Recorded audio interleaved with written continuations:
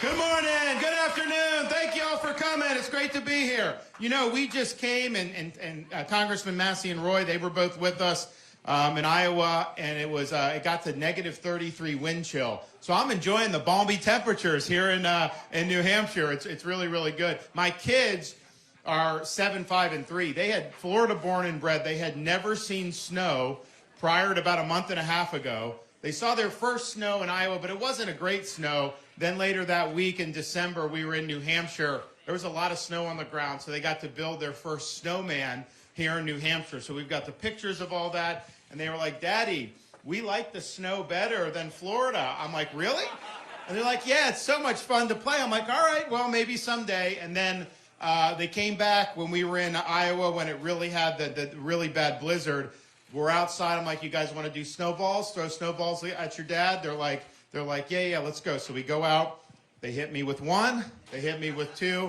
Then they're like, Daddy, it is too cold. We want to go inside. I'm like, so you'd rather live in Florida than live in Iowa with negative 20? They're like, oh yeah, we want to be in Florida. So they had their fill. They did it. But I think you can see that, you know, a lot of Floridians don't come north in January. We got a lot of Northerners that come down to Florida at the same time. You know, it's interesting, some of the things you do on the campaign.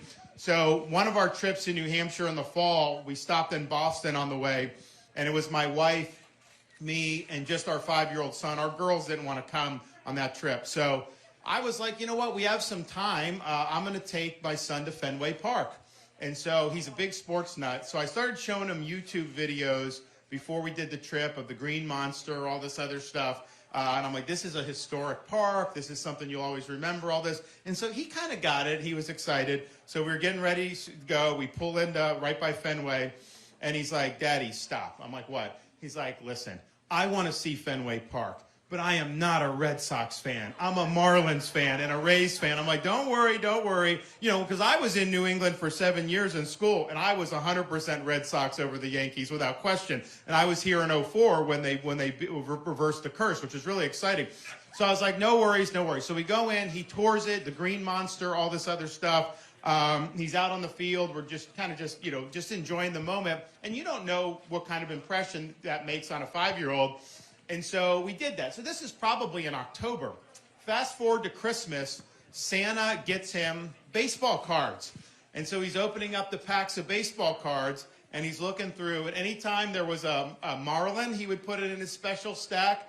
And then when there was a Tampa Bay Rays player, he put it in his special stack. So he's just doing that. And with no prompting for me or no discussions, when he came to Red Sox players, he was putting the Red Sox players in his special stack. And I think it's because the Fenway Park had an impression on him. So you very well may have an addition to Red Sox Nation all the way down in Tallahassee, Florida. We'll see what happens. Well, listen, you know, we had a little tussle in Iowa, and you know, people were saying, like, you know, unless you finish in the top 2, then no one has a chance to go on beyond that. And people like Nikki Haley's team was saying, well, they're definitely going to be second, all this other stuff. You got to be second to go on. And I finished second. She didn't. I mean, that's just the reality. So, you know. So I don't know how they're going to spin that. And it's interesting. A lot of her voters were Democrats that came on the same. New Hampshire doesn't allow this, and I think you guys are right not to. But in Iowa, you can actually show up as a Democrat on the day of the caucus, switch your registration just for the caucus, and do it. So that was really what she was relying on, was getting Democrats to come vote for her. That obviously is not somebody that's going to be able to win a Republican nomination, much less, you know, against Donald Trump. So looking forward to this, it's okay. Donald Trump is a choice. He's focused on his issues and himself. Haley is a choice, but she's focused on the donors' issues. And she's running on an agenda of warmed over corporatism. She cares more about Ukraine's border than she does about our own southern border here in the United States. She caves when it counts. You know, it's like I hear some of these people saying, like, oh, Haley's for school choice. And I'm thinking, wait a minute. She was governor of South Carolina for 6 years. Did she ever do school choice when she was in office? No. She caved to the teachers union. In Florida, we did the largest expansion of school choice in the history of the United States because I beat the teachers union. And that's the difference. Someone that's going to stand in there and fight for you versus somebody that's going to cave to the pressure. Think about Big Pharma. How many people have ever stood up to Big Pharma? We've done it time and time again in Florida. We banned the COVID vax mandates in Florida. No one has to choose between a jab and a job. You have a right to make that decision. We made sure we banned the COVID vaccine passports. You should not have to cough up your medical records just to go have a hamburger somewhere. And we made sure people weren't going to be discriminated against and can participate in society. Is there anybody in this crowd that honestly believes that somebody like Nikki Haley would stand up against Big Pharma? No, that's her base of support. She's going to cave to Big Pharma. And, you know, Donald Trump had an opportunity, you know, to do something about some of this when he was president. Did he do anything to take on? No, he initiated a lot of the medical tyranny that we've had to deal with since COVID. He elevated Dr. Fauci to be the de facto president of the United States during COVID. Donald Trump and Anthony Fauci plunged our nation into a lockdown. We in Florida dragged the nation out of the lockdown, and we made sure that our state was free and open, and we set the standard for the entire United States of America. You know, I think now it's important. So looking forward, I believe that we need a reckoning for what happened during COVID. I think people like Fauci need to be held accountable. I think it goes from everything from the lockdowns to the school closures to the shots to the mandates, everything. We need accountability and we need the truth for. I'm the only one running deliver. Trump won't, Biden won't. And oh, by the way, and I think you need it because if you don't do it, they're going to try to get away with it again. And we can never let this happen to our country ever again. And you can count on me as president to protect you from that. But, you know, one of the things I think is odd is we basically have four candidates between the two major parties. You have Biden, you have me, you have Trump, and you have Haley. I'm the only one that's not running a basement campaign. They won't even debate on the WMUR debate. Every single time we've had a New Hampshire primary, you do a debate with WMUR, or at least do some debate in New Hampshire. Donald Trump won't debate. He's not willing to defend his record. And Nikki Haley won't debate because she's not willing to defend her record. What does that say about, and of course, Joe Biden, the basement to do much of anything. He's totally ignoring New Hampshire and even changing the he knows he may not do as well here. So that's not leadership if you're not willing to show up and engage in that kind of basic political tradition. So I was all ready to do it tomorrow night, tomorrow night. I thought it would have been useful, but they did not want to do it, and so they ended up canceling the debate. So there will be no debate between now and the New Hampshire primary, and there probably won't be any more debates for the rest of the entire election 2024, because what will happen is Trump's not going to do any debates in the primary, Haley's not going to do any debates in the primary, and then in the general, what are the chances that Joe Biden would agree to debate me? Probably close to zero. That's not going to happen. So we're basically in a situation where people are running basement campaigns. And Haley, I'm going to take your questions here in a minute. She will not do that anymore. Doesn't want to take voters' questions, doesn't want to take questions from the media. That's not leadership. That's not showing that you're confident in your record and your political standing. Thomas, I think, mentioned earlier about the importance of protecting Second Amendment rights. I'm the only candidate running that you can depend on to defend your Second Amendment rights. I've done it in Florida. I'll do it nationally.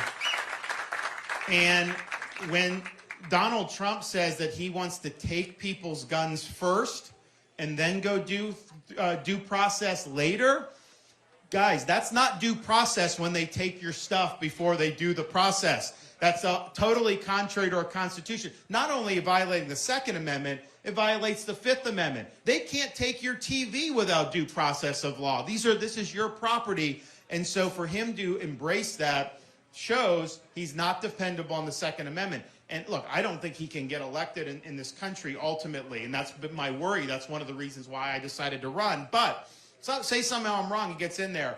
He'll be term limited. He'll be a lame duck. He's not going to need Second Amendment people anymore. And he's going to gravitate to the left on Second Amendment issues. And then, of course, when the rubber meets the road on any issue, including Second Amendment, Nikki Haley cuts and runs. So do not depend on her to defend your rights. She'll do it when it's popular, but the minute it's not popular, the minute she's going to have to take some incoming, she'll skedaddle and she won't be there standing for you. I fight for you, yes, when it's easy, but anyone can do it. I fight for you when it's hard. I fight for you when they're shooting the arrows, when they're going after you, because that's really what leadership is. I've got to be willing to take the incoming so you don't have to. So when the chips are down, when things are tough, you can always count on me to be in the trenches defending your rights and defending your livelihood. So take that to the bank. I'm the only one running that has delivered on 100% of his promises. How many politicians, they run, they say all these things, can't under-deliver. Sometimes they never deliver on their promises. I made promises, I made bold promises, and not only did I deliver on those promises, I over-delivered on those promises. That's what we need in the next president of the United States. Not someone that's just going to sloganeer. You don't get into office and just be a potted plant. You get in there and you deliver on the agenda that you're promising the American people. I'm also the only one running that has actually beaten the left and the Democrats on issue after issue after issue. We beat the teachers' unions on universal school choice. We beat Fauci on COVID. We beat Soros on crime. We beat Disney on protecting the innocence of our children and stopping the sexualization. We beat the Democrats on election integrity, and we have universal voter ID, a ban on ballot harvesting, and we count the votes and report the results on election night. Imagine that, that we do that, and that's important. And finally, we beat the left by banning China from purchasing land in the state of Florida. No farmland, no land near military base, none of it. So Republicans, we need to win again. And yes, win the election. And Chip mentioned in Florida, like we all have election track records. You can just look. People cite these polls. Like I overperformed the polls in Florida by like 10 points. I mean, they said we were going to win. We won by 20 points, 1.5 million votes. Obviously, we than Trump did, and much better than Haley did when she was in South Carolina, which is one of the most Republican states in the country, and she's underperforming. So that's important. You can count on me to do that. But what's even more important, in office, we can't just be there flying around. We got to win these big battles. So if we don't win these big battles, we're not going to reverse the trajectory of this country. And I'm not running for president to simply decline. I want to reverse the decline. I want a new birth of freedom, and I want to usher in a revival of the American spirit. But that requires leadership, and leadership's not entertainment. Leadership is not showmanship. Leadership is solely about putting that vision out, delivering on that vision, and producing big results for the people that you represent. That's what I'll do. So I'm running in part because I've got 3 young kids, as I mentioned, first grade, kindergarten, pre-K 3. And I'm concerned about the future of this country, not just over the next 4, and we do need a 2-term president, not just a 1-termer, not just that, but what's going to happen beyond that. And I think that a strong change agent type president like me will not only be able to get things better in over the next 8 years, we'll leave a legacy that will reverberate for a quarter century. And you got to think long term. You got to think about not just as my kids are grown up, but when they're grown and they're able to go out and make the most of their lives and pursue their dreams. So that's a big motivating factor for me. The other motivating factor is, we didn't just get here by accident. We are here, all our problems, all the challenges, we're still sitting here living in the greatest country in the world. And that didn't happen by accident. That happened because people throughout the generations have stepped up and fought for freedom when it was threatened. Our founding fathers understood this. When Benjamin Franklin walked out of the Constitutional Convention after they created the Constitution, he was asked, a republic or a monarchy? And his answer was, a republic if you can keep it.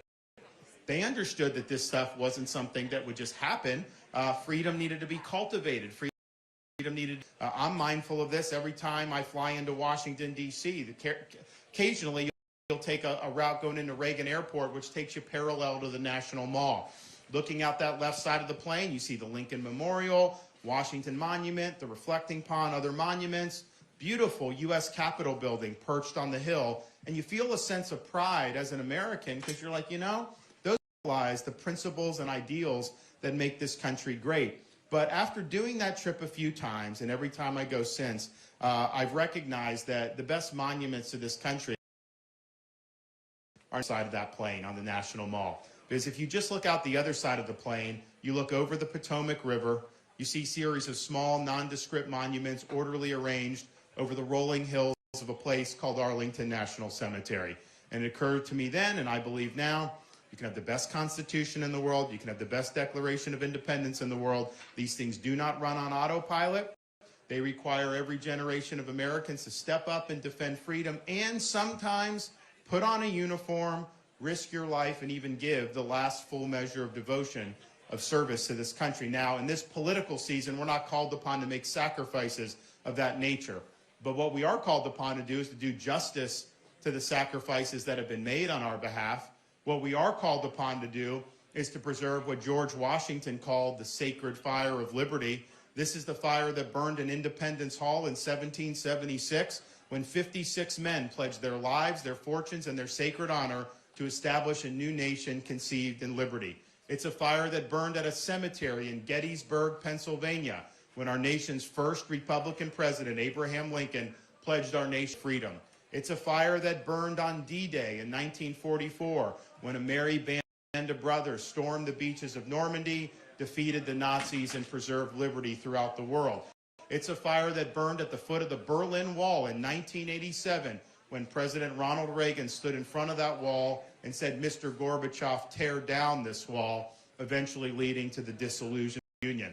This is our responsibility, to carry that torch and to preserve this sacred fire of liberty. It is not a responsibility I shy away from. It's a responsibility I was, if not now, when, and if not us, who.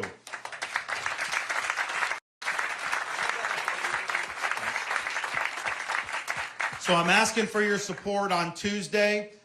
This is going to be a long slog. It's all about accumulating the delegates. I can tell you this, if you support me, hopefully the weather will be pretty good. It was not good for the Iowa caucus. Hopefully the weather will be better. But whatever you have to do, if you take time out of your day on Tuesday to support me, I'll spend the next 8 years fighting for you as the next president of the United States. Thank you all. God bless you. Happy to take some questions.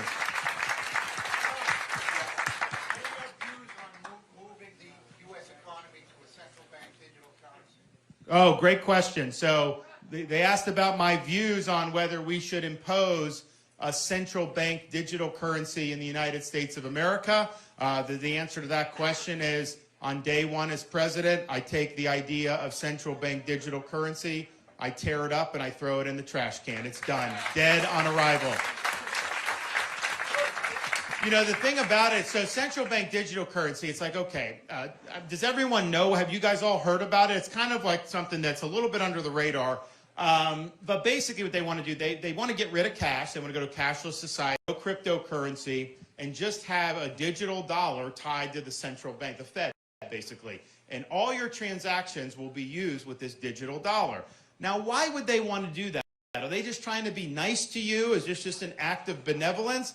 No, they understand that if that's how the economy functions, they're going to be able to have supervisory authority over your transactions, so you lose financial privacy, and they will ultimately be able to circumscribe your transactions. If you buy, quote, too much fuel in a week, oh, you're hurting global warming, so they'll stop it. If you buy, quote, too much ammunition, they will stop the purchase. And they're actually right now cavorting in Davos at this World Economic Forum. These are all the people that want to do that. And they're up there. These are elites, financial elites, and they are licking their chops to be able to do something like a central bank digital currency. Sometimes government does things that are like a wolf in sheep's clothing.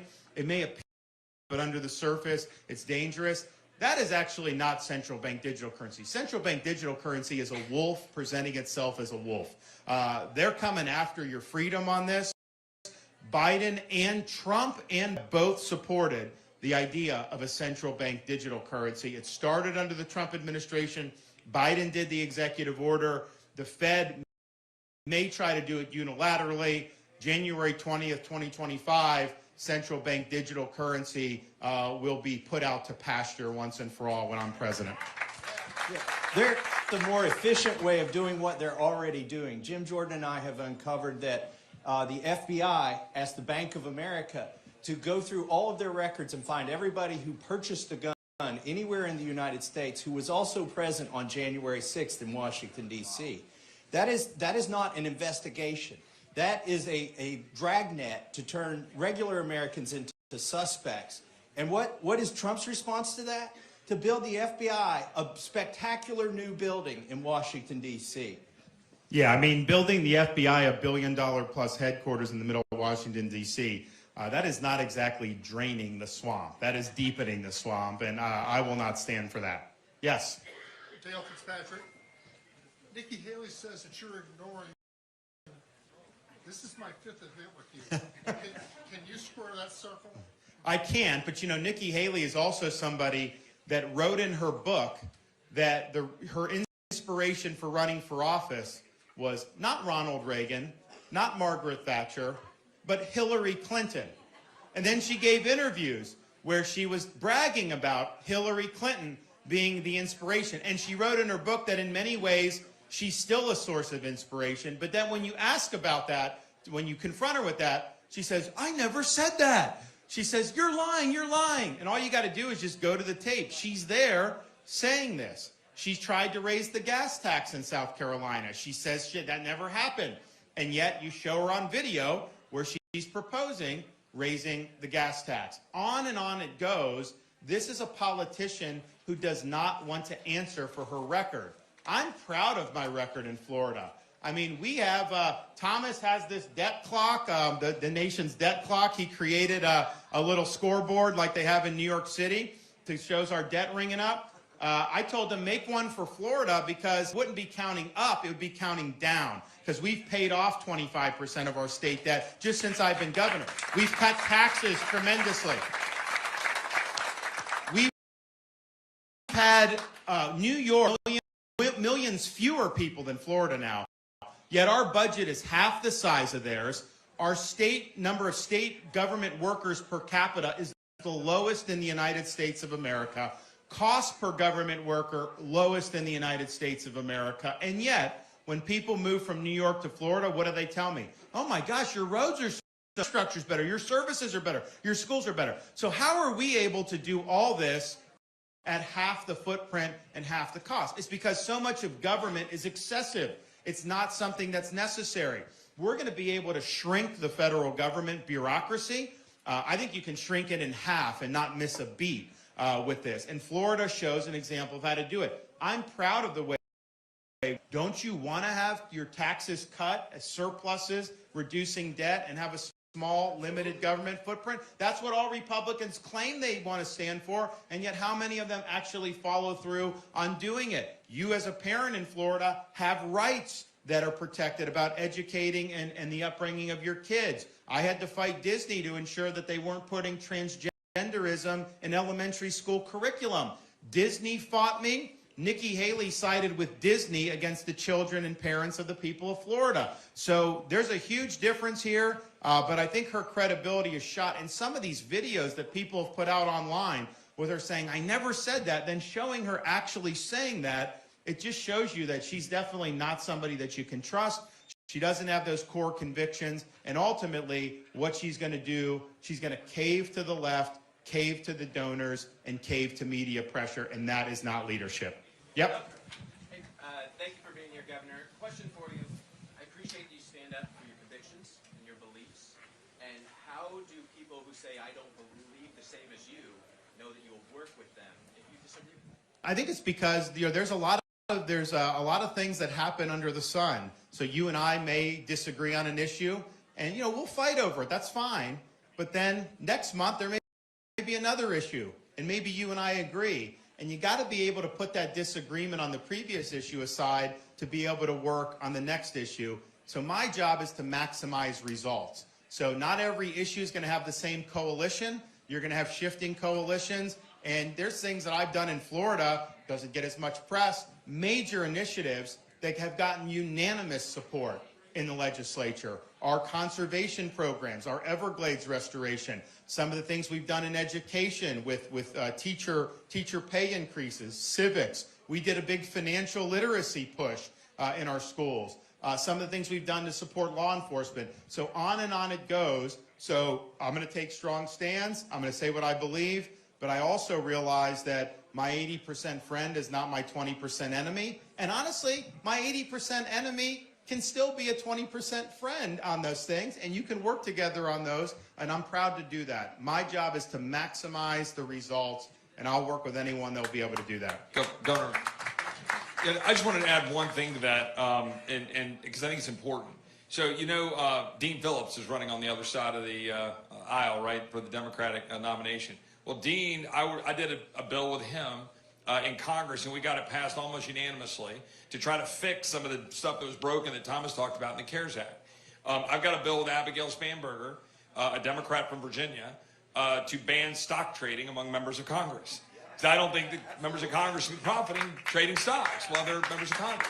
So there are a lot of ways where we can do those sorts of things. The governor made that happen with the legislature in Florida, right? We talked about the conservation efforts and so forth. But those things actually matter because you can find places where you can agree to advance the principles you want us to advance. But compare and contrast that with former Governor Nikki Haley, right, who's up here and she's not showing up, she's not debating. But her record and her track record was one of capitulating to the corporate lobby and the corporate establishment, right? You know, after she was in office, what does she do? She gets on the board of Boeing, and instead of making sure bolts are in 737s blowing out of the planes, they're getting corporate stock buybacks. I don't think that's right. I don't think that's what you all want to see. And instead of making sure, for example, when she was the ambassador at the United Nations, of making sure that we were getting out of spending money, the money going to Hamas, that money kept flowing to Hamas and kept flowing through the United Nations to our enemies. There are things that we can do to fight for you. That's what the governor has done in Florida, and he's done it with Democrats to get it done. Thomas and I work on bipartisan basis, but to advance the principles you want us to advance, not to capitulate. Yeah, and I mean, I think on the stock stuff's important. So I was a U.S. Congressman. I've recovered from that experience, don't worry. But before I took office, I sold the stocks, and since I've been in elected office, I've never made an individual stock trade. Because it's like, you know, you have like Nancy Pelosi. I mean, she could be like the best hedge fund manager in the world with these returns. It's like, how is this happening? Why are these members of Congress so good at this? They're certainly not good about handling our budget, and yet they're making it.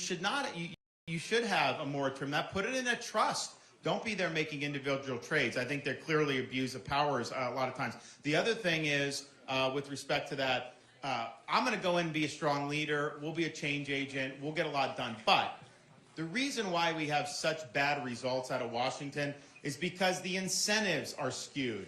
You're getting the results that is being incentivized with the current structures. How do you change it? And this work with the states to do this under Article 5 of the Constitution. But we need term limits for members of Congress. We need a balanced budget requirement in the U.S. Constitution. We need a line item veto for the President of the United States so that you can veto individual items. I vetoed 3% of the budget one year in Florida, $3.3 billion with the line item veto. Your tax dollars right now goes to do things like promote transgenderism in good use of your tax dollars. We want a president to be able to hack all that out. And then we also have to make sure that people in Washington are servants of the people, not rulers over the people. So I've always been in favor of a 28th Amendment to the Constitution, which says very simply, Congress shall make no law respecting the citizens of the United States that does not also apply to members of Congress themselves. Yes, ma'am. One second. I'll do her, then you. Yep. Governor, we're here today. It's 8-3, and it's our daughter Elodie, and we're as a young family very focused on education. And your record in Florida has been incredible. We're proud of that. So our daughter Elodie actually came today with a question for you and what you do as president. You know, the microphone you want to yell at. Yeah, here, we'll get a mic for you. As president, what would your choice be for school choice? Well, that's a great question. Thank you. Well, put the microphone back. Do you have any recommendations? What would you like to see? I don't No. You don't know? What would you like to see? You tell us on the way over. LD, we have a homeschool hero today. My wife's here. Oh, good. Nice. Well, listen, I think, and yes, we are going to do school choice, and here's how we're going to do it. Now, Florida, we have universal school choice. In Florida, so I grew up in Dunedin, Florida, which is on the west coast of Florida, and I went to Dunedin High School. That was just the reality. Now, you could go there if you grow up where I grew up, but you also have choices within your school district because choice has taken hold even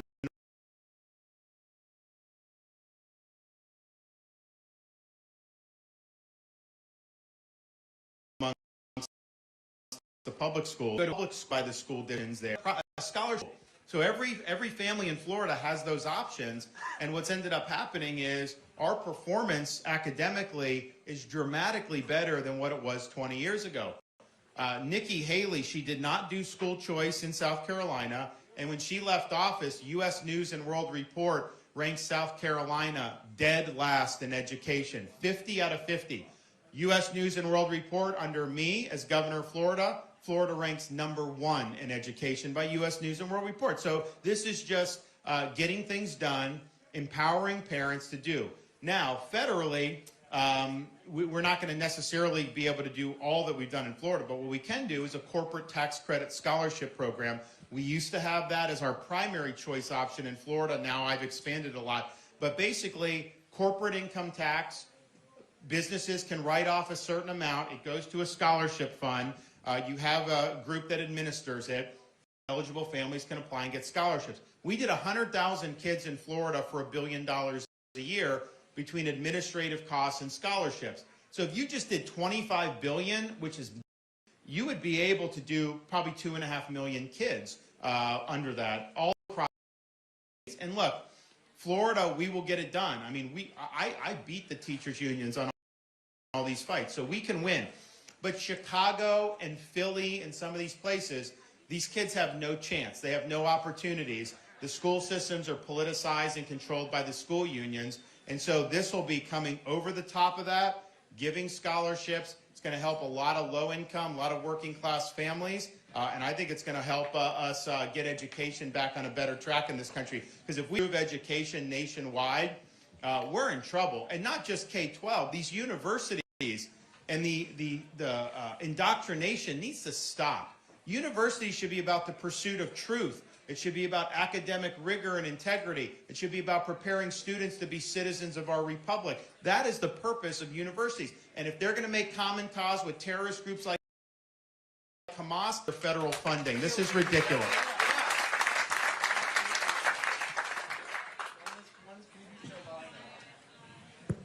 Say it. My first question is Joe Biden. Of course. Yes. Is it okay to pray to saints? Is it okay to pray to saints versus, well, I mean, the different traditions do different things. I mean, what I try to say is, I'm not out here beating my chest saying that God's on my side. I just try to conduct myself in a way so that I'm on his side. And that's what it is. And it goes back to our country being based on our rights coming from God. So, good deal.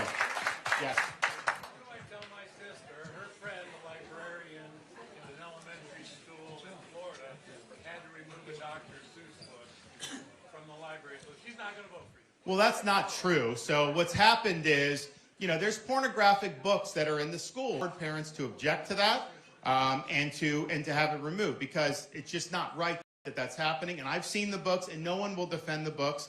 And when you show them publicly, media will cut it off because it's too graphic. But what's happened is there's activists out there that will say, oh my gosh, the U.S. Constitution, we got to take it off. It's that. So they're doing that to try to create a reaction. For example, someone said that they had to take off To Kill a Mockingbird. Oh, the state is doing that, which is not true. Not only is it not true, that's on our Department of Education list. So a lot of the stuff you hear is media narrative.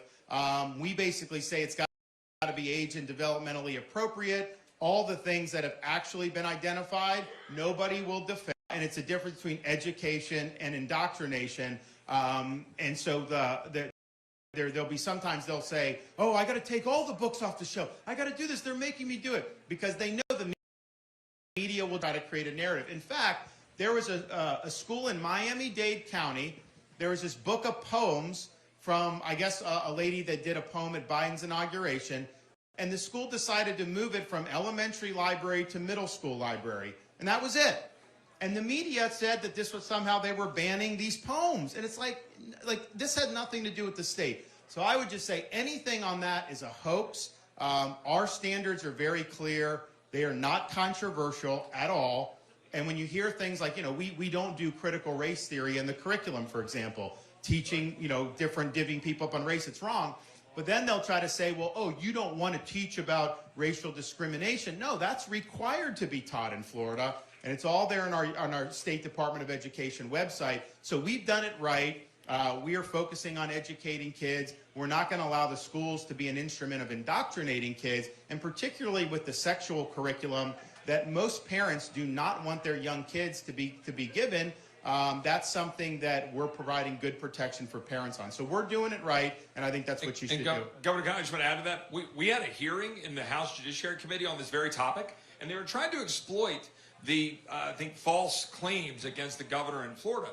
So I had the material sitting at the dais. I'm sitting in the United States House Judiciary Committee chair, room, and I've got the book in question.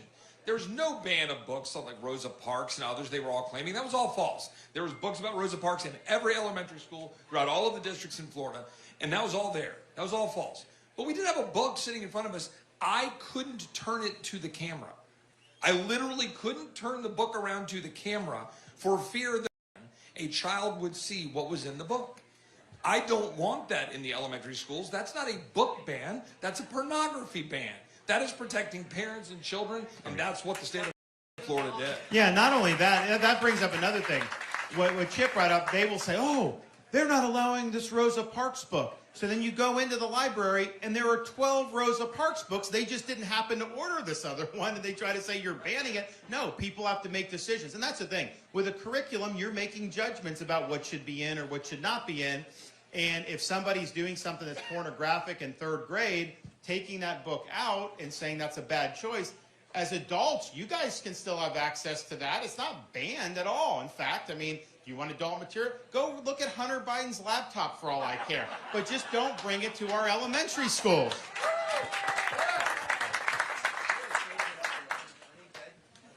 Okay, thank you. Yeah, I appreciate you. I don't like the way the Biden administration has handled Israel at all. You back Israel? And what do you think of the way Netanyahu is handling? So the question's about Israel. And will I back Israel? Yes, I will back Israel. They're a strong ally. They're a friend. And you can count on me. And, people talk about, oh, money, this, that, and the other thing. What they need more than anything is the U.S. president and government to just stand behind their right to defend themselves. Don't try to undercut them behind the scenes. Don't try to kneecap them publicly. Just say, recognize what they're dealing with. They have a terrorist group on their border that wants a second Holocaust. They want the destruction of Israel entirely. And so that is not a threat you can just turn a blind eye to. That's a threat that you have to eliminate. So they have every right to do that. Obviously, it's their fight. It's not going to be something we're going to have troops involved in. But we're going to support them to the hilt. And I've been able to go. I've been able to go over there a number of times. I've probably been half a dozen times. And there's great history there. We would not be here as America without the history from the Judeo-Christian tradition that really informed all of Western civilization. And so they're not only a good ally, our only good ally in the Middle East, a reliable ally, but they're caretakers of a very special piece of real estate. And these kids on these college campuses protesting in favor of Hamas, and that's just disgraceful. And a lot of them, MIT, they said, oh, they're foreign students, most of them. Let me tell you this. You don't have a right as a foreign student to come here and study. That is a privilege. And honestly, I wish more Americans were taking those slots, but put that aside. But when I'm president, if a foreign student is here on a visa making common cause with Hamas, I'm canceling their visa and I'm sending them home. The other thing is a lot of these students, some of them I think, they may just have really bad worldview. But I think a lot of it's just ignorance. It's like this is kind of the new cause, the new current thing. out there and talk about, free Palestine from the river to the sea. They don't even know what river and what sea they're talking about. And they also don't understand that when you're saying that, you're advocating for the destruction. But here's the thing. What they will say on college campuses, oh, Israel's a colonial power on Samaria. You can go back thousands and thousands of years. Who was on those lands? Jews were on those lands. They have thousands of years of connection to those lands. And they got pushed out over the years. But how come that doesn't matter? So they're not the colonial power. They were the original people on those lands from the beginning of really recorded history, pretty close to that. And so the Arabs in 48, there was a partition, Jewish state and Arab state.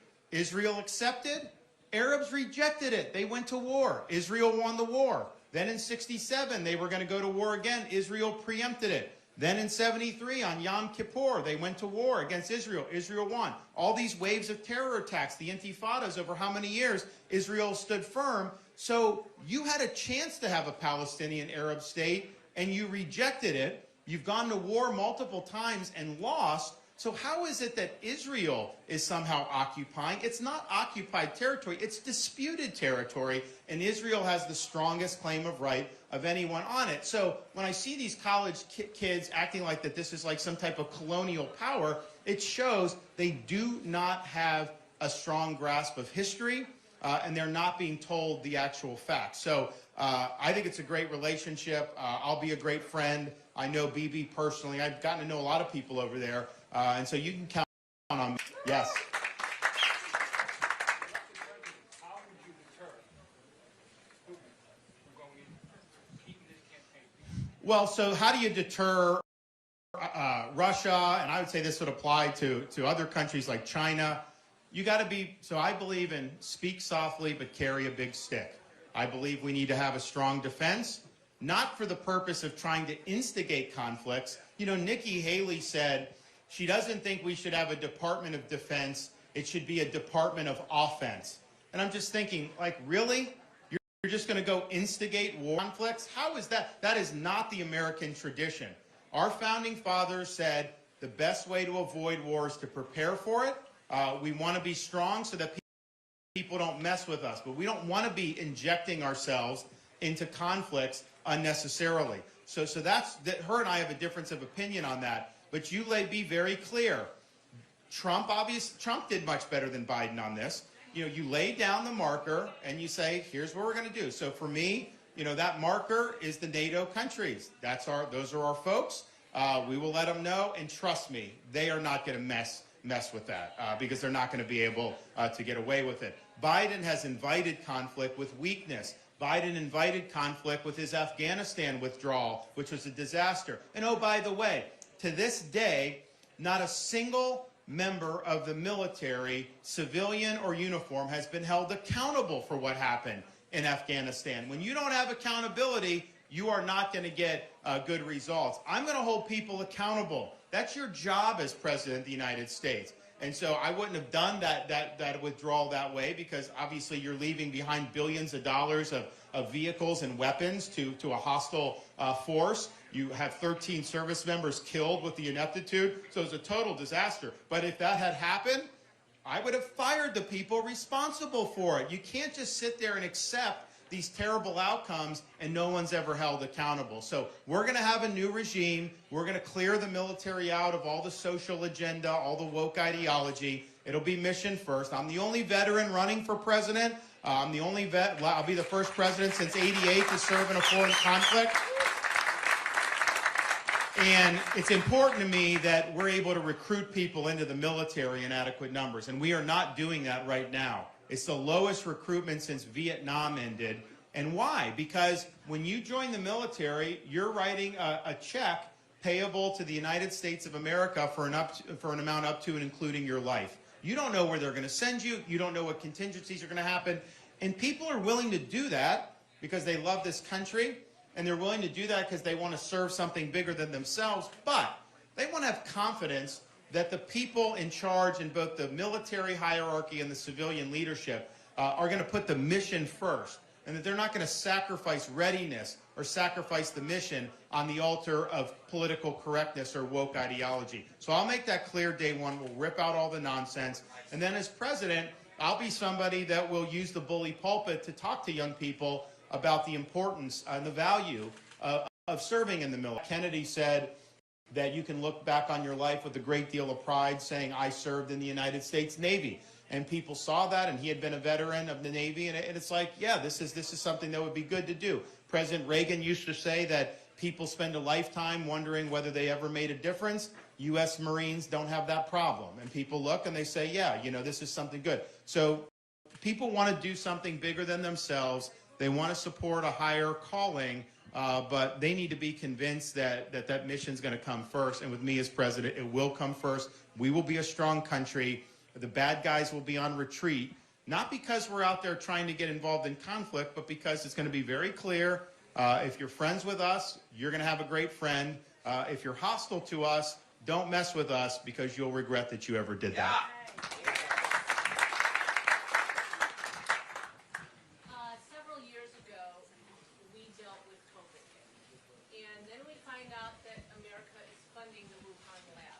And nobody seems to give a crap about this. I do. I do. And I'm just wondering, this is a biological weapon. We now have a vaccine that we're finding out causes problems.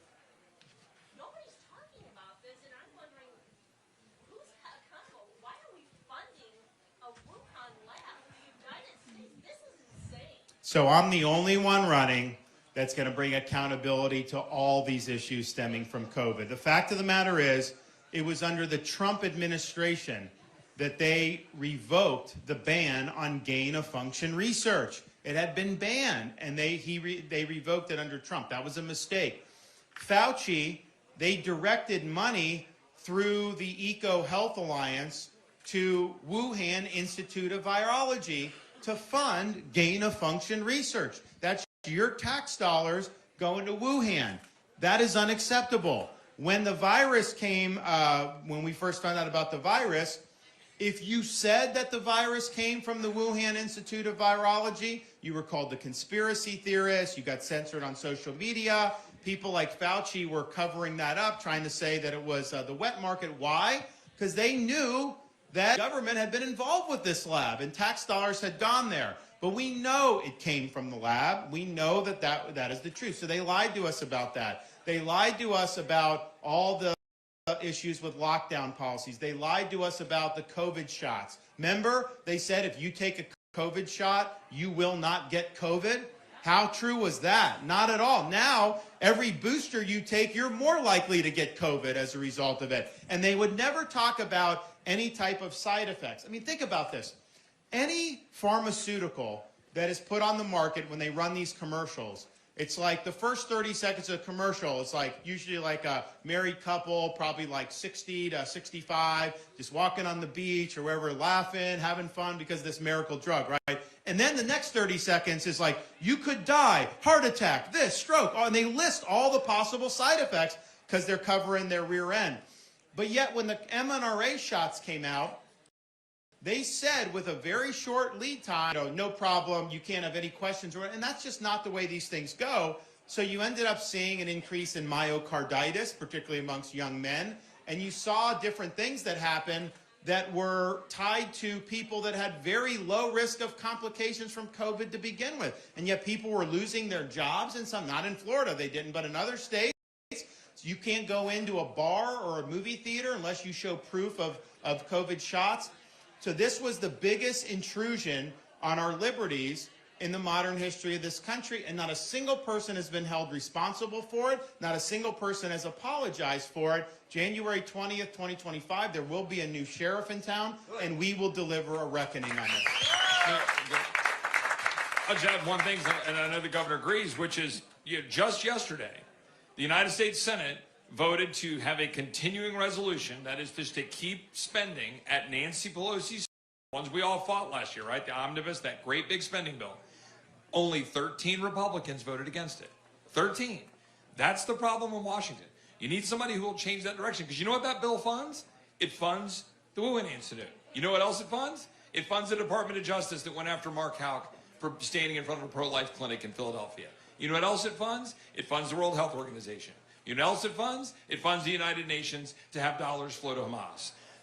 We've got to stop that. You got to have a leader who will go into Washington to stop that. And I'll close by saying, Thomas points this out. Remember when the former President Trump used to complain, well, we're not getting the wall built because Congress won't help me fund it. He signed 12 continuing resolutions continuing to fund the government that wouldn't change it and allow him to finish building the wall. You need leadership to change that. Governor DeSantis would change that.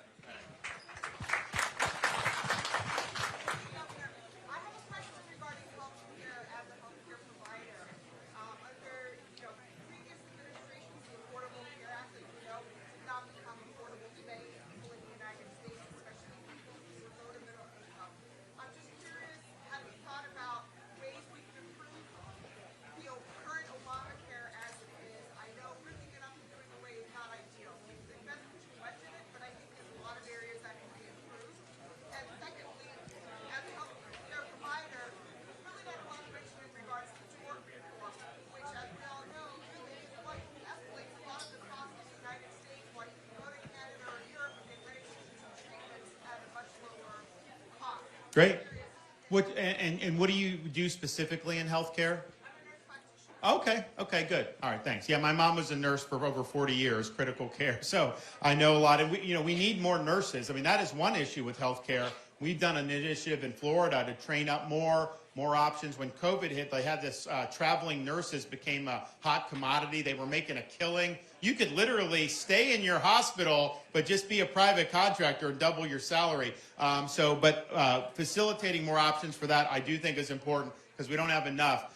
So here's what we need in healthcare. It needs to be affordable, accessible, and accountable. Right now, all of healthcare is driven by big pharma, big insurance, and big government. And it's about moving money between those entities. And the patient is really at the back of the bus. The physician, in many ways, is at the back of the bus. It used to be, private practice was very viable for a lot of physicians. Now, a lot of them are employees of hospital chains. And some of them may like that, but I do think that the way healthcare has become more bureaucratic, you are going to have less and less people that are going to want to go and do the backbreaking work to become physicians. They go to private equity, they go to these others. So we need to make it so that those big entities are not dominating. And I've actually done this in Florida. So we've done two things to reduce costs. One is pharmacy benefit managers. We drop the hammer on them. They're middlemen. They drive up the cost for consumers and for family-owned pharmacies. And they make a killing on it, but they're not adding any value to you or the overall system. So we did that. That was a big win. The other thing is we took on big pharma. I was trying to figure out how do I lower drug costs as a governor, because this is all basically federal, right? I found a provision of law in 2003 that had never been used where you can apply through HHS to purchase drugs from Canada. Now, the drugs in Canada are the same drug, but they're 25 cents on the dollar. So I went through years of wrangling, and finally earlier this month, and so now we're going to be able to do that. I'll save $100 to $200 million a year just for the state of Florida, but the pharmaceutical costs are high here and lower everywhere else because subsidizing drugs in Europe and Canada and all these other places. And I think that there needs to be some equal pricing here. So you're going to have to use leverage to be able to do it. And then Chip will probably want to talk about some of the insurance stuff because I think there's a lot that needs to be done. One of the things we did in Florida is nobody knows how much anything costs in healthcare. If someone says you need a hip replacement, you have no idea what that means. Whereas if somebody said, oh, you know what, you need to go get a new car, you'd have a sense of what financially, right? So we said you got to publish your prices. So we have price transparency. If you live in Orlando, you can type in hip replacement and you can see what the options are. The problem with that is that's not enough if it's third party paying for everything. So we created insurance policy for our work. You choose something cheaper, then you get a rebate on your premiums. So consumers now, it's beneficial for them to find something that's more cost effective. So now these providers have to compete on the margins there, and that creates a downward pressure. But it's only because the consumer benefits with lower prices or lower premiums. If the consumer is not benefiting, then having the prices isn't going to matter if it's all third-party payer. But the governor's exactly right, and ma'am, and thank you for all of your service and working in healthcare. I'm a cancer survivor. 12 years ago, I had stage 3 Hodgkin's lymphoma. My daughter was less than 4 months old. My son was 2 years old. And I got through that through my wonderful supportive wife, the good Lord, and MD Anderson, a great hospital in Texas. I have a constituent who has stage 4 cancer. She's on Obamacare. So to your point about it being broken, she cannot go to MD Anderson, what I consider to be the best cancer hospital in the world, and it's 3 hours from her house. And she can't go there. That's not health care. That's not what we should be giving for like go to the best doctors and you be able to pay for it. And we've got to break that. And we've got legislation. We know how to do it. But Republicans curl up in the corner and they go, oh my God, they're going to yell at me because they're going to say pre-existing conditions. We are all walking pre-existing conditions because we're human beings. We've got to make it affordable by driving prices down. We've got legislation to do that. Give the tax breaks to you. Give the money and the power to you, not the corporations, not the insurance companies, who, you know how much money they made over the last decade? They have just raked in money under Obamacare, and basically 90% of the revenues coming in from government contracts. That we got to empower patients and doctors. I know that's what Governor DeSantis would do as president, and what we need to do for you. Yeah, let me just add one quick thing. This was the promise that you were made if Trump became president and we were in Congress, if we controlled the House, the Senate, and Trump was president. That was the first thing he was going to do. It did not get done. He spent the first week of his presidency arguing about the size of the crowd on the mall at his inauguration. It's true. We should have been working on this. Frankly, I'm disappointed in Paul Ryan. The weak, tepid repeal of Obamacare. You know, they said we were going to pull it out root and branch. They wanted to prune and replant Obamacare, frankly. And so that is one of the failings where, you know, you should hold somebody accountable for that, okay? Don't reelect your congressman if they had any part in that, and don't reelect the president who failed you on that. Amen. Yeah, it's, you know, if you look with Donald Trump, I mean, he promised that he would repeal Obamacare, didn't do it. He said he would eliminate the national debt. Not only did he not do that, he added $7.8 trillion.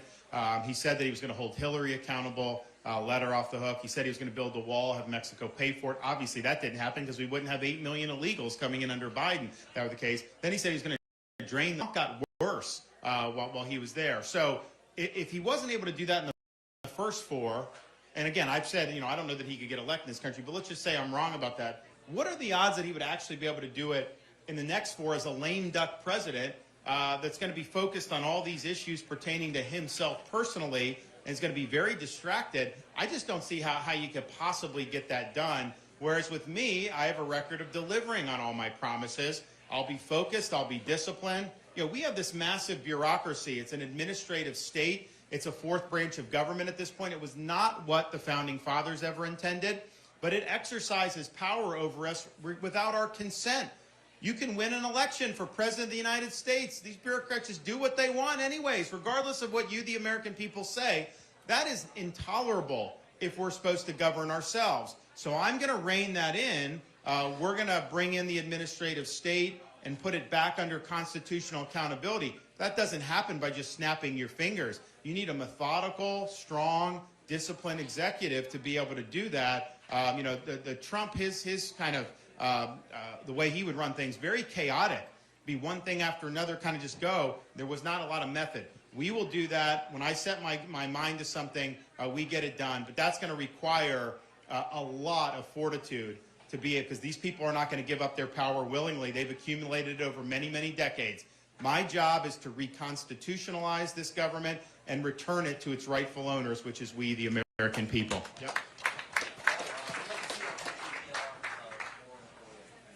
Yeah. Great. Energy. So he doesn't want us to be dependent on foreign sources of energy. Neither do I. We're not going to go hat in hand to Saudi Arabia or to Venezuela. We'll be energy dominant, energy independent, and that will weaken China, Iran, and Venezuela. Yes, we're going to open up for domestic production of oil and gas. I support nuclear. You actually have the ability to do this in very small footprints now. It's very manageable. It's safe. It's very clean. You know, some reason there's been a stigma about this, but the people that, you know, are talking about global warming, they oppose nuclear carbon emissions. But our U.S. Navy aircraft carriers are run off nuclear power. This is something that's commonplace. So I think doing that will be good. No mandates on things like solar and wind. Like in Florida, we have solar, but it's not mandated. It's market-based. But when a hurricane comes and people's power gets knocked out, I got to get those lights back on. I need the fossil fuels because that's 100% reliable. So it's going to be all of the above. But I do think it's a national security issue, and that's why I think on that basis I'll be able to accelerate permitting things and getting these things really moving so it doesn't take 6 years just to be able to do. We need more refineries in this country. We need to open up federal lands. We're going to do all of that. I want to lower your gas, I want to lower energy costs. I want to bring in the natural gas from the Marcellus Shale into New England here. Why should you guys be importing natural gas from other countries? Yep. Governor, this will be our last question.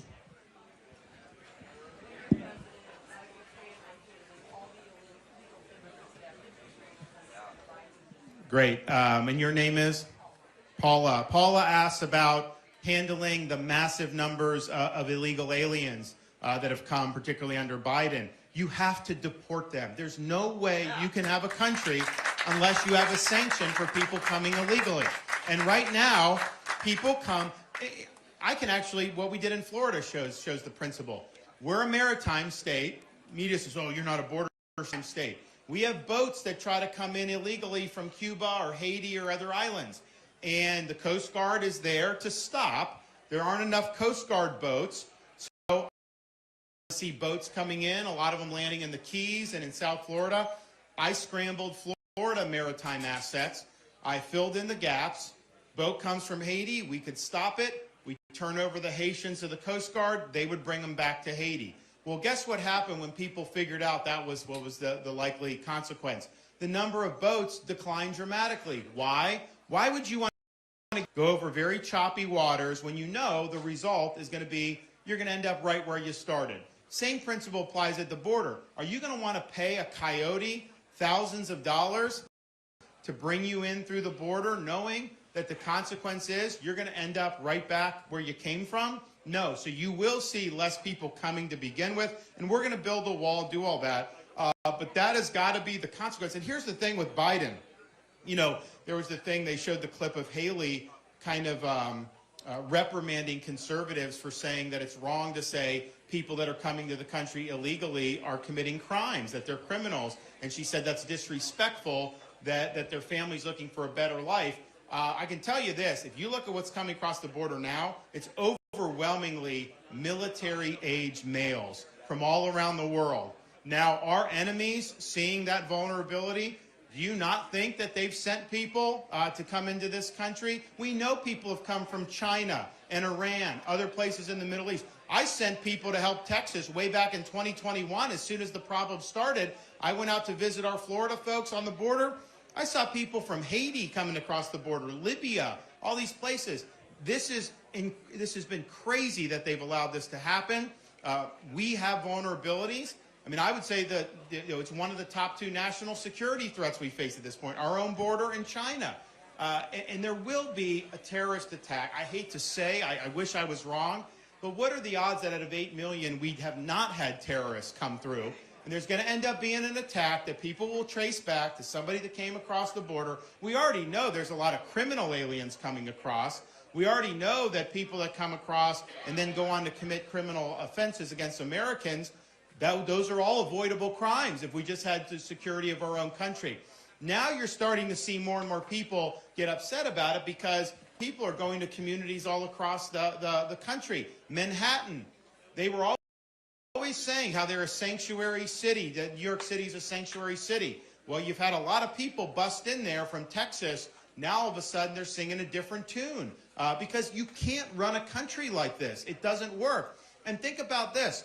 We have young people that are struggling to afford. Have gone up. Homes are more expensive. Interest rates are high. We need way more home construction, single family and multifamily.